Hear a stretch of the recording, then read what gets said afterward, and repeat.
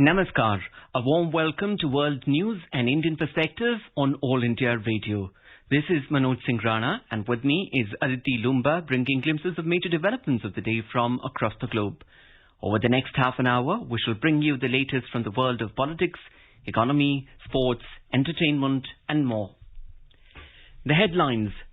Indian Prime Minister Narendra Modi asserts students and parents should not consider exams end of life. Interacts with students, parents and teachers at first virtual edition of Pariksha Pe Charcha. Indian Finance Minister Nirmala Sitharaman urges all G20 members to ensure equitable access and widespread distribution of vaccines. Mexico authorizes emergency use of India's COVID-19 vaccine, Covaxin. U.S. Special Presidential Envoy on Climate John Kerry calls on Indian Prime Minister in New Delhi, appreciates India's climate actions, including its ambitious renewable energy plans. International Monetary Fund upgrades growth projection for India to 12.5% for financial year 2021-22. And football's world governing body FIFA suspends Pakistan's membership.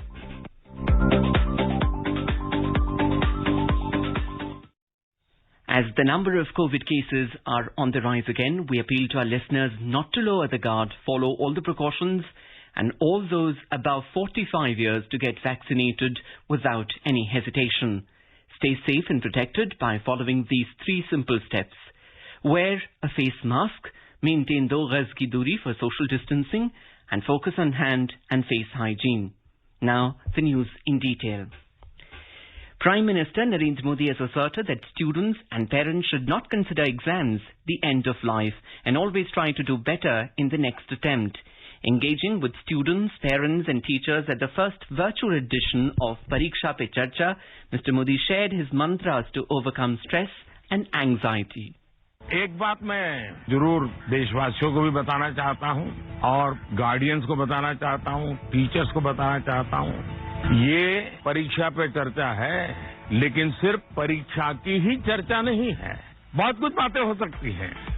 एक हल्का फुल्का माहौल बनाना है, एक नया आत्मविश्वास पैदा करना है और जैसे अपने घर में बैठ के बातें करते हैं, अपनों के बीच बात करते हैं, यार दोस्तों के साथ बात करते हैं।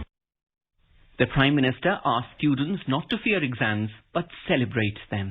हमारे यहाँ एग्जाम के लिए एक शब्द है कसौटी, मतलब खुद को कसना है। एग्जाम तो एक प्रकार से एक लंबी जिंदगी जीने के लिए अपने आप को कसने का उत्तम अवसर है। जीवन को गढ़ने का एक अपॉर्चुनिटी है, उसे उसी रूप में लेना चाहिए। हमें अपने आप को कसौटी पर कसने के मौके खोजते ही रहना चाहिए ताकि हम और बेहतर कर सकें। Mr. Modi also asked parents not to pressurize kids and let them enjoy exams. मैं पेरेंट्स से कहना चाहता हूँ, हम आवश्यकता से अधिक ओवर कॉन्शियस हो जाते हैं, हम थोड़े ज्यादा ही सोचने लग जाते हैं। ये कोई आखिरी मुकाम नहीं है, ये जिंदगी बहुत लंबी है, बहुत पड़ाव आते हैं, एक छोटा सा पड़ाव है। हमें दबाव नहीं बनाना चाहिए, चाहे टीचर हो, स्टूडेंट हो, परिवारजन हो, यार दोस्त हो। अगर बाहर का दबाव कम हो गया, खत्म हो गया, तो एग्जाम का दबाव कभी महसूस नहीं होगा, confidence फलेगा, फूलेगा। The Prime Minister asked teachers to guide students on time management. While interacting with Punya Sunya from Arunachal Pradesh and Vinita Garg from Delhi, the Prime Minister suggested that students should divide their attention and energy accordingly towards each subject. Student से मैं यही कहूंगा कि आपको अपनी energy को equally distribute करना चाहिए। सभी विषयों में बराबर बराबर। आपके पास पढ़ाई के लिए 2 घंटे हैं, तो उन घंटों में हर सब्जेक्ट को समान भाव से पढ़िए। अपने समय को इक्वल डिस्ट्रीब्यूट करिए।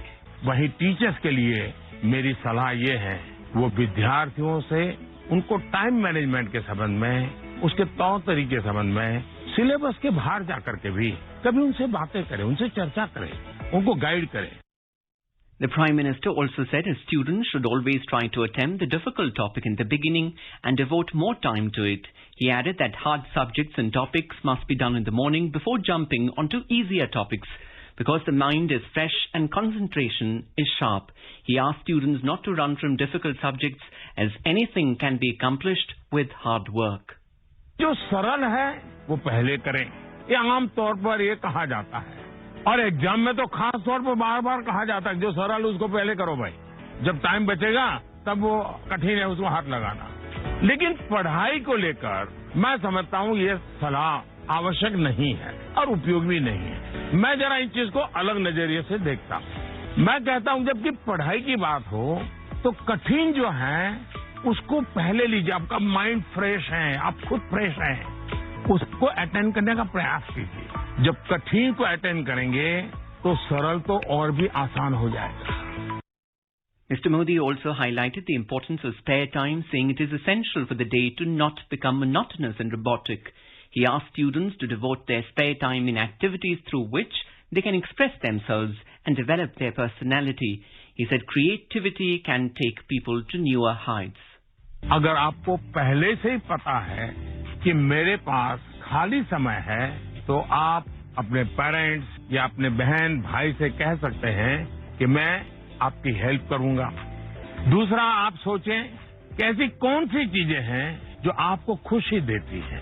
थोड़ा भारी भरकम शब्द है स्वांतः सुखाय, जिसमें से आपको सुख मिलता है, आपको आनंद मिलता है, आपके मन को बहलाती हैं। आप ऐसा भी कुछ कर सकते हैं। US Special Presidential Envoy on Climate John Kerry called on Indian Prime Minister Narendra Modi on Wednesday. He briefed the Prime Minister on his fruitful and productive discussions during his visit to India. He appreciated India's climate actions, including its ambitious renewable energy plans. John Kerry briefed the Prime Minister about the upcoming Leaders Summit on Climate on 22nd and 23rd of April. Prime Minister Modi said that India is committed to meeting its nationally determined contributions under the Paris Agreement. India, in fact, has been among the few countries on track to meet these commitments. Mr. Kerry told that the US would support India's climate plans by facilitating affordable access to green technologies and requisite finance. The Prime Minister agreed that cooperation between India and the US, particularly on financing innovation and faster deployment of green technologies, would have a positive demonstration effect on other countries. The Reserve Bank of India Monetary Policy Committee has maintained the repo rate and reverse repo rate unchanged at 4 and 3.5%. This was announced by the RBI Governor Shaktikanta Das after the 3-day-long meeting of the Monetary Policy Committee. The committee also unanimously decided to continue with the accommodative stance to sustain growth and continue to mitigate the impact of COVID-19 on the economy while ensuring that inflation remains within the target. The MPC voted unanimously to leave the policy repo rate unchanged at 4%. It also unanimously decided to continue with the accommodative stance as long as necessary to sustain growth on a durable basis and continue to mitigate the impact of COVID-19 on the economy while ensuring that inflation remains within the target going forward. The marginal standing facility, that is MSF rate and bank rate, remain unchanged at 4.2%. The bank also retained real GDP growth for 2021 and 22 fiscal at 10.5%. The marginal standing facility rate and bank rate also remain unchanged at 4.25%. The evolving CPI inflation trajectory is likely to be subjected to both upside and downside pressures. Mr. Das also said that the rural demand remains buoyant and record agricultural production in 2020 and 21 bodes well for its resilience. The RBI governor further also said that urban demand has gained traction and also get a fillip with the ongoing vaccination drive. The International Monetary Fund IMF has upgraded its growth projection for India to 12.5% for financial year 2021 and 22. In its latest World Economic Outlook report, the IMF has pegged India's GDP to grow 1% higher than its previous report published in January this year. The Washington-based International Financial Institution has projected a contraction of 8% in the growth in the last fiscal, while it has forecasted a growth of 6.9% in the next financial year beginning in 2022. The IMF has also said that inflation will taper down to 4.9% in the current financial year. The IMF has projected a 5% growth rate for Bangladesh for the year 2021. In its latest World Economic Outlook, it said that the Bangladesh economy will grow at 7.5% in the year 2022.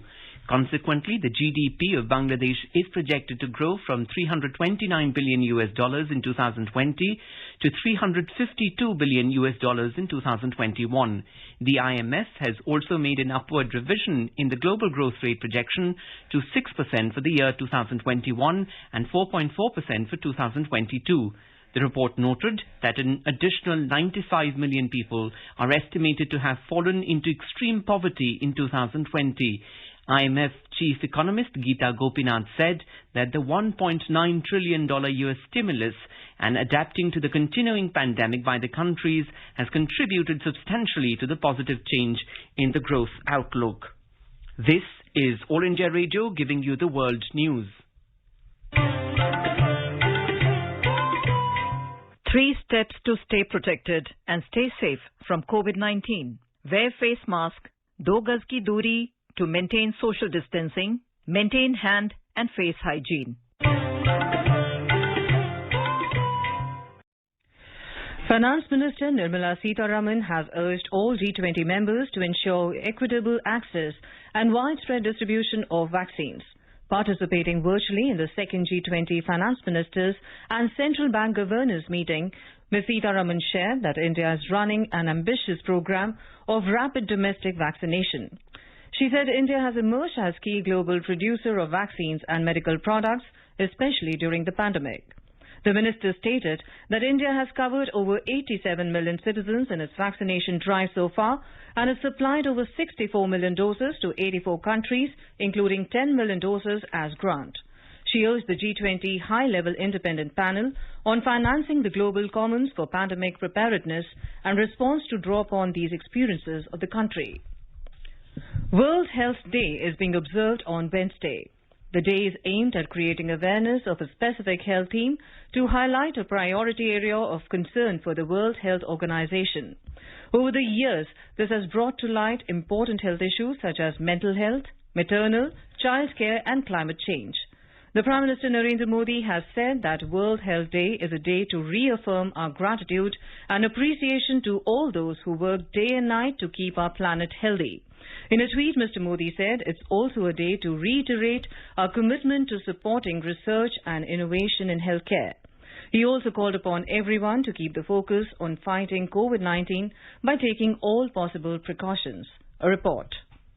World Health Day provides an opportunity to focus worldwide attention on important aspects of global health. In order to celebrate this day, people around the world participate in activities that are related to the topics of health. It is a day that usually marks the beginning of a new campaign that seeks to promote a healthy world. The theme for World Health Day this year is Building a Fairer, Healthier World. The World Health Organization has said that as COVID-19 has highlighted, some people are able to live healthier lives and have better access to health services than others. All over the world, several people struggle to make ends meet with little access to health services. This leads to unnecessary suffering and premature deaths which harms our societies and economies. Bhupendra Singh, AIR News, Delhi. Now let's take a look at the coronavirus updates from around the world. Mexico's health regulator, COFEPRIS, has authorized the emergency use of India's COVID-19 vaccine, Covaxin. Mexican Foreign Minister Marcelo Ebrard said this on Tuesday. Mexican Foreign Minister added that COFEPRIS had taken a very timely decision to authorize the emergency use of the Covaxin vaccine manufactured in India. The options for vaccination against COVID-19 in Mexico are expanding. Britain has started using Moderna's COVID-19 vaccine in Wales. Britain has surged ahead of the rest of Europe in the race to vaccinate its population, as almost half of its citizens have received the first dose of COVID-19 vaccine. However, supply issues from its main Oxford AstraZeneca shot have slowed progress in recent days. A spokesman for Prime Minister Boris Johnson said that the country is still on track to provide a first dose to all adults by the end of July. He said the vaccination drive will now be bolstered by the addition of the Moderna shot, already used in the United States and other parts of Europe, Europe, it becomes the third vaccine to be used in Britain after AstraZeneca and one from Pfizer-BioNTech. Brazil has recorded more than 4,000 COVID-related deaths in 24 hours for the first time as a more contagious variant fuels a surge in cases. Hospitals are overcrowded with people dying as they wait for treatment in some cities, and the health system is on the brink of collapse in many areas. The country's total death toll is now almost 337,000, second only to the U.S. But President Jair Bolsonaro continues to oppose any lockdown measures to curb the outbreak. Australian and New Zealand residents will be able to travel between the two nations without having to quarantine from 19th April. New Zealand Prime Minister Jacinda Ardern announced the move on Tuesday. Since October, New Zealand travellers have been allowed to enter most Australian states without quarantine, though this had not been reciprocated. The countries shut their borders in March last year and brought in compulsory quarantine for returning nationals. Nishit Kumar for World News, All India Radio. The Religious Affairs Ministry of Bangladesh issued a circular on Wednesday disallowing all kinds of mass gathering before and after prayers in mosques or any other places of worship. The decision has been taken in view of the continuing rise in COVID-19 cases in the country at an alarming rate. Earlier, the ministry had issued another circular directing that no iftar or sehri will be allowed to be held in the mosques during the month of Ramadan. Several other health directives were also issued for people coming to the mosques to offer prayers in order to limit the spread of coronavirus. More from our Dhaka correspondent. Bangladesh continues to witness a record-breaking number of fresh corona-positive cases in the country. On Wednesday also, Bangladesh recorded 7,626 fresh coronavirus cases in the last 24 hours. It is the highest single-day number of corona-positive cases in the country since March last year, when the first COVID-19 case was detected in the country. 63 deaths were also reported today. The death toll in the country has gone up to 9,447. In order to control the spread of the coronavirus, the Religious Affairs Ministry of Bangladesh issued a circular today disallowing all kinds of mass gathering before and after prayers in mosques or any other places of worship. Earlier, the ministry had issued another circular directing that no iftar or sehri will be allowed to be held in the mosques during the month of Ramadan. Several other health directives were also issued for people coming to the mosques to offer prayers in order to limit the spread of coronavirus.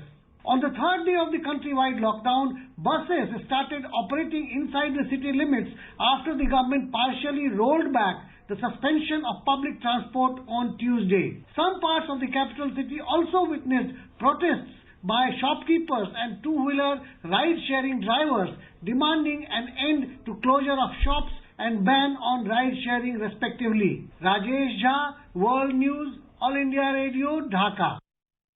The third India-Bahrain High Joint Commission meeting was held in New Delhi on Wednesday. It was co-chaired by Indian External Affairs Minister Dr. S. Jaishankar and his Bahrainian counterpart Dr. Abdul Latif bin Rashid Al Zaini. Dr. Jaishankar said in a tweet that they agreed to expand cooperation in energy, infrastructure, health, defense and digital sectors. They also exchanged assessments on the regional situation. Both the leaders reaffirmed close and long-standing partnership of India and Bahrain. Indian Prime Minister Narendra Modi and Seychelles President Wavel Ramkalawan will jointly inaugurate a range of Indian projects in Seychelles virtually on Thursday. The high-level event will feature joint inauguration of the new Magistrates Court building and handing over of a fast petrol vessel to Seychelles Coast Guard. It also includes handing over of a solar power plant and inauguration of 10 high-impact community development projects. The new Magistrates Court building in the capital city, Victoria, is India's first major civil infrastructure project in Seychelles built with grant assistance. It is a state-of-the-art building which will substantially enhance the capacity of the Seychelles judicial system and aid in better delivery of judicial services. The fast petrol vessel, which is a modern and fully equipped naval ship, has been made in India and is being gifted to Seychelles under Indian grant assistance to strengthen its maritime surveillance capabilities. Seychelles occupies a central place in Prime Minister's vision of Sagar, security and growth for all in the region. The inauguration of these key projects demonstrates India's privileged and time-tested role in a reliable partner of Seychelles for meeting its infrastructural, developmental and security requirements. It is a testimony to the deep and friendly ties between the people of India and Seychelles. The first online pre-departure orientation training P.DOT program for migrant workers was launched today to supplement the physical training being held in P.DOT centres. Indian Ministry of External Affairs, in association with Protector of Emigrants, Mumbai and other POEs, has taken this initiative in view of COVID restrictions and to take advantage of technology. Online P.DOT will continue even after COVID restrictions are eased to facilitate prospective migrants who are not in a position to attend the training in person and to expand its reach. P.DOT training would help migrant workers to know about the culture, language and regulations of the destination country to ensure their safety and security.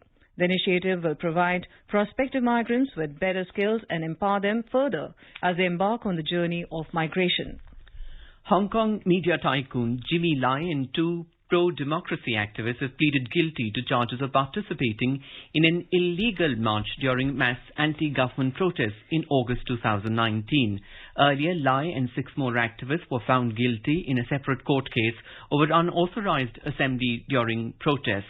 Lee said he has pleaded guilty, but he has done no wrong in affirming the rights of people to peaceful procession. Sentences in both cases are to be handed down later.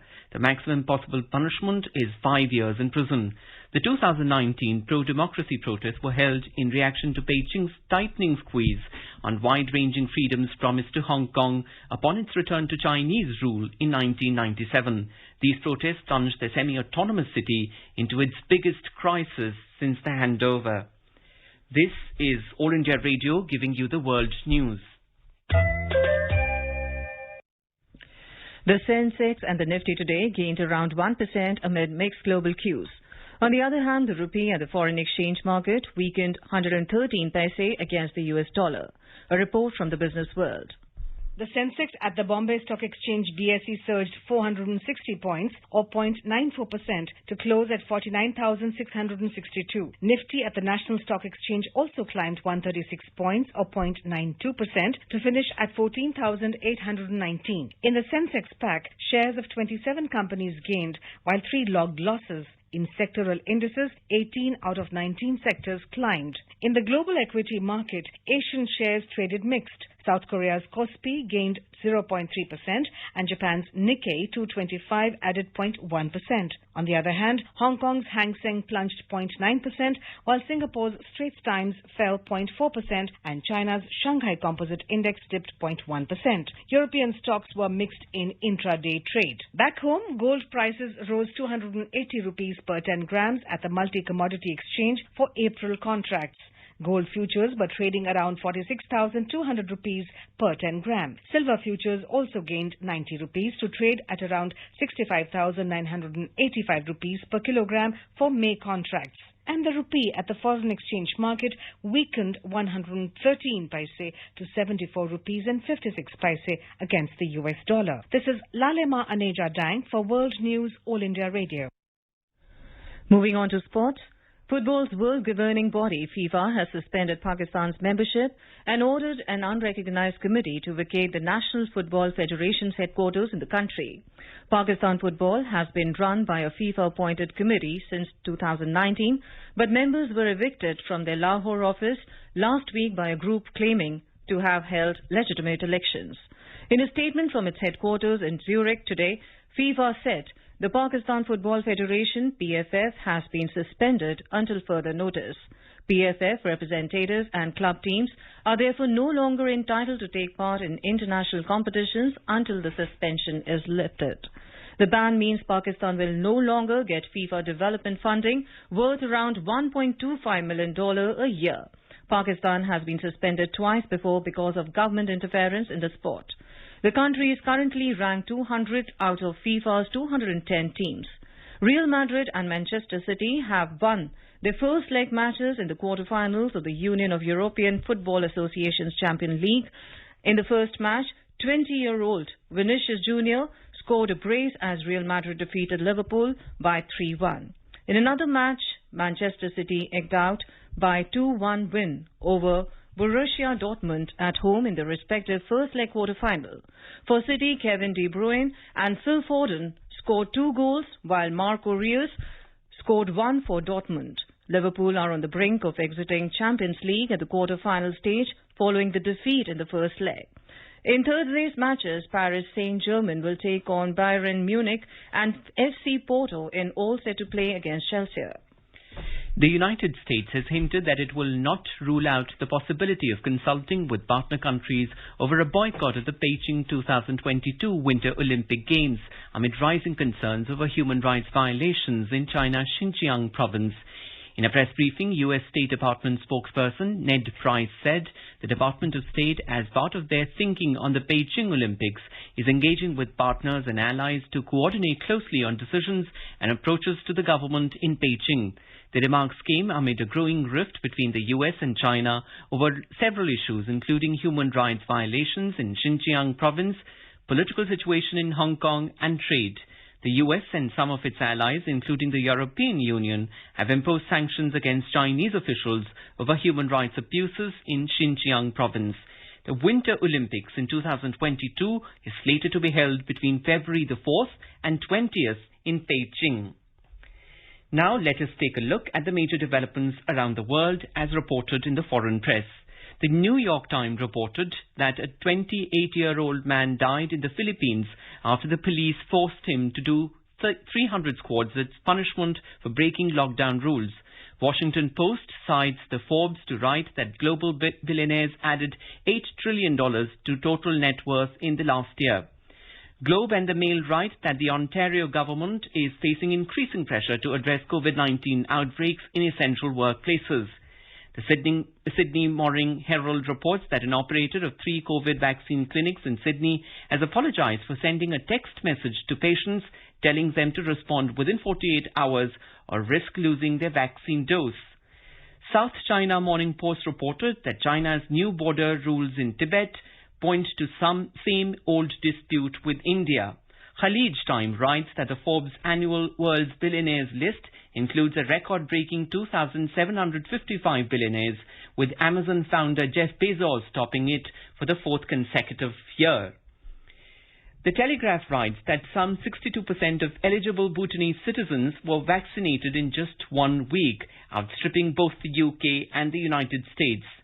And The Guardian reports that the Rowley Shoals, a thriving Australian reef, shows what's possible when ecosystems are untouched by humans. A quick look at the headlines once again. Indian Prime Minister Narendra Modi asserts students and parents should not consider exams end of life. Interacts with students, parents and teachers at first virtual edition of Pariksha Pe Charcha. Indian Finance Minister Nirmala Sitharaman urges all G20 members to ensure equitable access and widespread distribution of vaccines. Mexico authorizes emergency use of India's COVID-19 vaccine, Covaxin.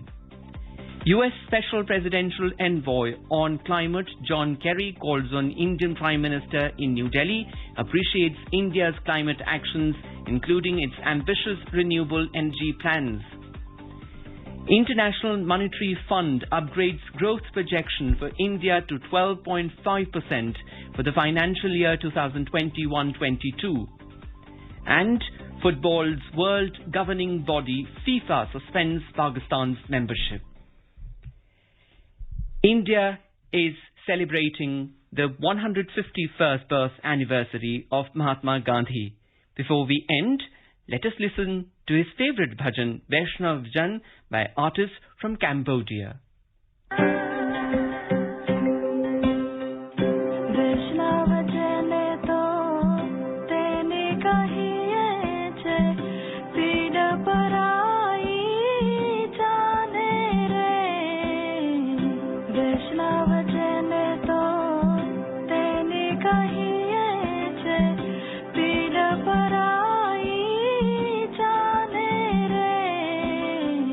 पर दुखे ऊपर